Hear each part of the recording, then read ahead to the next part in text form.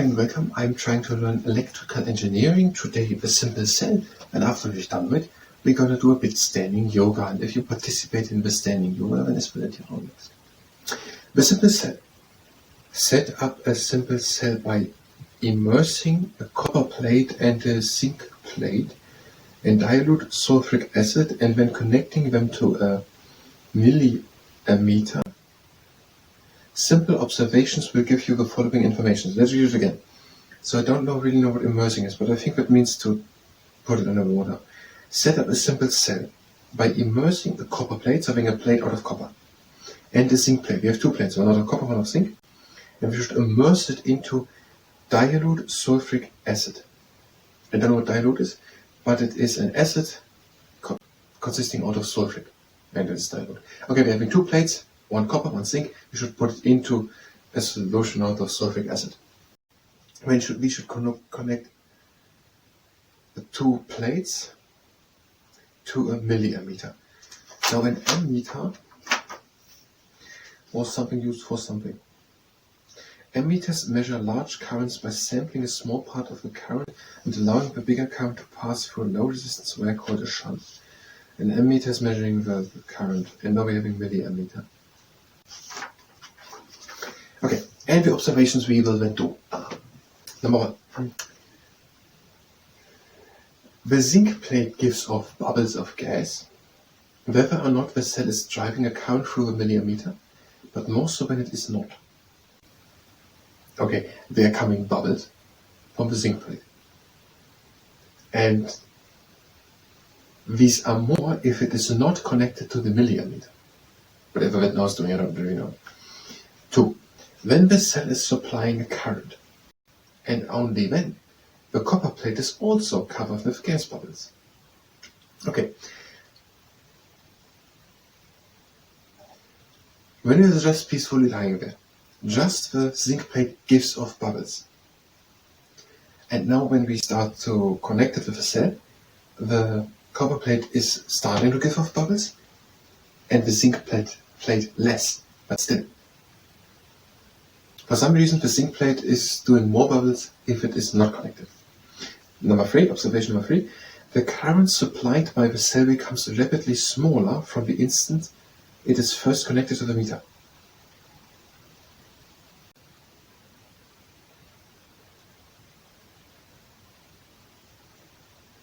I don't get it. These facts can be explained in the following way. Explanation number 1. Zinc, unless it is 100% pure, dissolves in dilute sulfuric acid to form zinc sulfate and hydrogen gas. Okay, so whether there's current, electricity, or whatever, sulfuric acid is an acid and it is eating the zinc up. Okay, that's the reason for bubbles.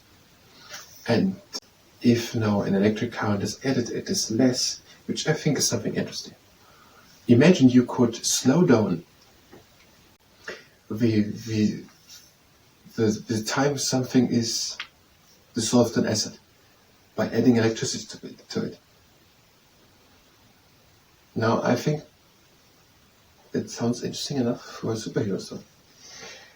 Zn plus H2SO 4 equals Zn SO4 plus H2 up arrow. Whatever, that is the formula for zinc dissolving in sulfuric acid. And forming, and becoming zinc sulfate and hydrogen gas. So zinc plus sulfuric acid gives zinc sulfate and hydrogen gas. And hydrogen gas is other bubbles, which we see. This process occurs in the cell when it is not producing electrical energy in an external cell. This process occurs in the cell. What cell? I don't really get that part. It wasn't really explained. I guess we're talking about a battery. This process occurs in the cell when it is not producing electrical energy in an external unit. The process of zinc dissolving in dilute sulfuric acid to zinc sulfate and hydrogen gas. It is a local chemical reaction involving only the zinc and the acid and is called local action.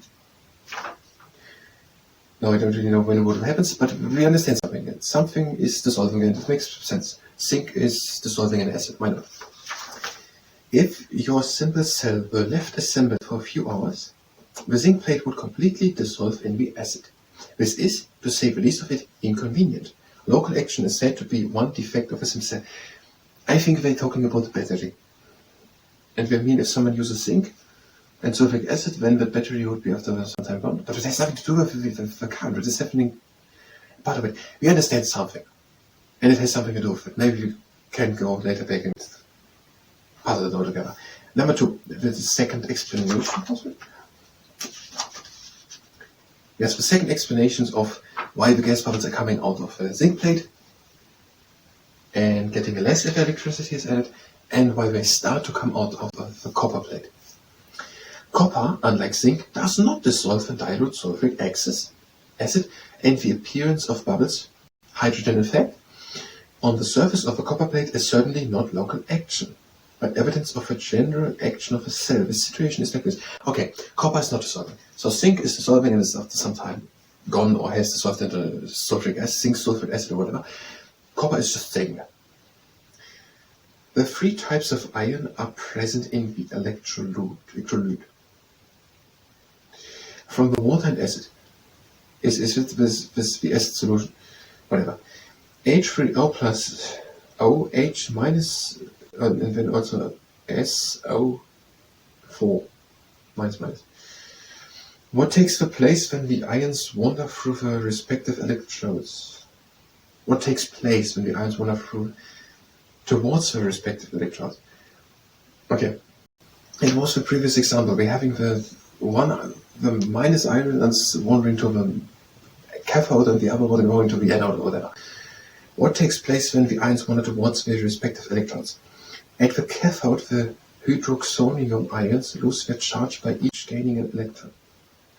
Okay, hydroxonium, I'm going to say it has something to do with hydrogen, so there is hydrogen in it and something with an O. We have here H3O, that must be an oxygen. Explain that? We're going to assume that hydroxonium is the gas which comes off with the bubbles. They said it's hydrogen, whatever. And it goes to the cathode, to one side. The cathode, this is part 2, so I don't know what they are really. At one side the cathode brings the electricity and on the other side the anode takes it out or whatever.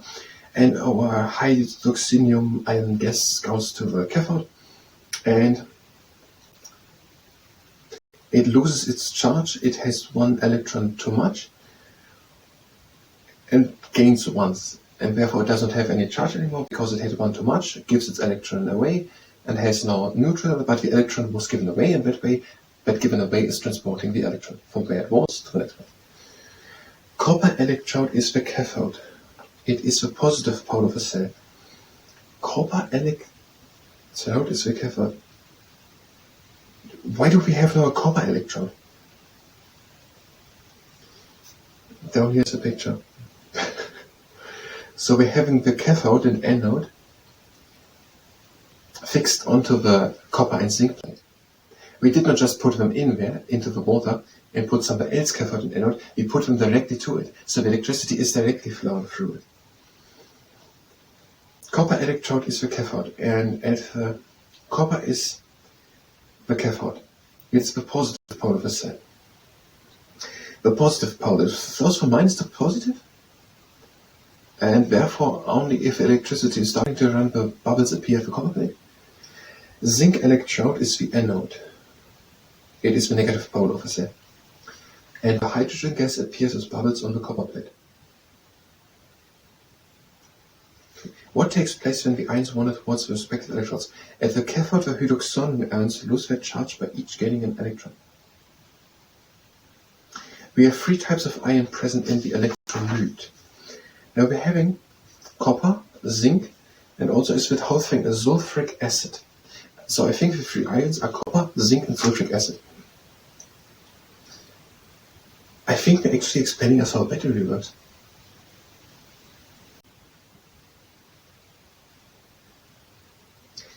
No, we cannot continue. We are again over time, and there's a bit more to that chapter. That means we're going to come back in the next part, and where we're going to read the next part of this cell. And I think they're actually telling us how a battery works. And it sounds pretty simple. We just have a copper plate and a zinc plate and sulfuric acid, And now the count is running.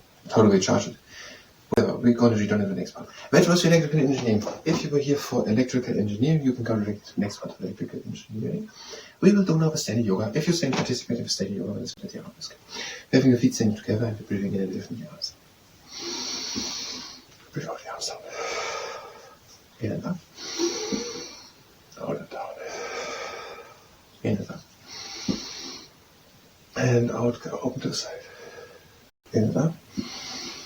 And out, up to the other side. In and up. Inch the space between the feet, open again to one side. In and up. And out and sink down. In and up. Out, up to the other side. In and up. Out and sink down. In and up. And hands onto the knees. Breathe in. And out, make a hill with the back. In into the middle. Out the belly with the back. In into the middle. Out the head with the back. Into the middle. Out the belly. Into the middle. And out, come with the low back up and make it to the backward shoulder. Back up. And make an exercise. Feet standing again with an inch space apart. Breathe into the outside. In out over to the side. In and up. And out the arms on the sides, down into the chair. Breathe in, come halfway up. Come high up. And out and come up again. Breathe in, reach high. And out over to the side. In and up. And out the arms on the sides, down. In halfway up. High up and out and up. Breathe in, reach high, come up onto tiptoes. And out and sink down. This can go onto the knees. Again, in and up. And out and down. Again, in and up. And hands down, feet again together. Heels down. Breathe in the right leg. And breathe out, stretch the left leg. Breathe in and change. And breathe out, stretch the right leg. In and change. And out, stretch the left leg. In and change. Out, stretch the right leg. In the middle. And out, just stay. Breathe in and lift the right hand up to the sky. Breathe out, bend the left knee and look over the right shoulder to the right. Breathe in, hand down. Out and down. Breathe in, lift the left hand up to the sky. Breathe out, bend the right knee and look over the left shoulder to the left hand. Inhale, in, out and down. Now make a hand of space between the feet. Shift the weight to the heels. And breathe in and come down. And out, come up. In and down. And out and up. In and down. Out and up. Hold the elbows with the hands and gently rock from side to side.